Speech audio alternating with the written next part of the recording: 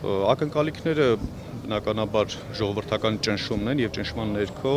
չի կարող այսպիսի ակնհայտ ապօրինություններ իրեն թույլ տա կենտրոնական ընտրական հանձնաժողովը։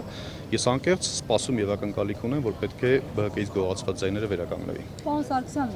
մի հարցադրում ձեր մասնագիտական այսպես շրջանակներում ընտրություններից առաջ իշխանությունները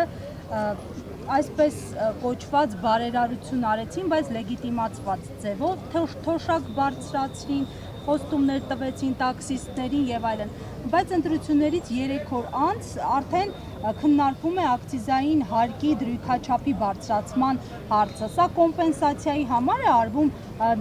ընտրությունների նախորդած ժամանակաշրջանում արված այսպես մեծ առատ նվիրաբերությունների համար։ Նախ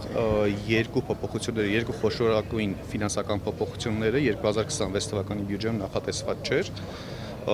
եւ կենսաթոշակների բարձրացումները եւ համընդհանուր ապահովագրական համակարգի ներդրումը։ Իսկ եթե բյուջեում նախատեսված չի, բնականաբար դրան համապատասխան եկամուտների ակնկալիքները չկան եւ պետք է նոր եկամուտների այսպես փնտրտուքի գնա։ Նման պարագայում սովորաբար adekvat իշխանություններն ու կառավարությունները ապրանքների արտադրանքի եւ ծառայությունների ծավալների ավելացման հաշվին նոր հարկեր են հավաքագրում եւ կարողանում են ծախսերի ընդլայնում կատարել։ Հայաստանի փաստացի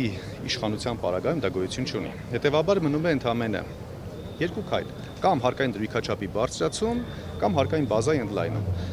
Եվ ընտրություններին անմիջապես հաջորդած առաջին կառավարության նիստին մենք ականատես եղանք հարկադրույքների բարձրացման եւ վստահեցնում եմ ու հայտարարում եմ, որ առաջիկայում մենք եւս այլ հարկատեսակների հարկադրույքների բարձրացում եւ հարկման բազայի ընդլայնում ենք տեսնելու։ Բաժանորդագրվեք Արմաթ մեդիայի ալիքներին սոցցանցերում, հետևեք մեզ նաև Armat Media AM կայքում։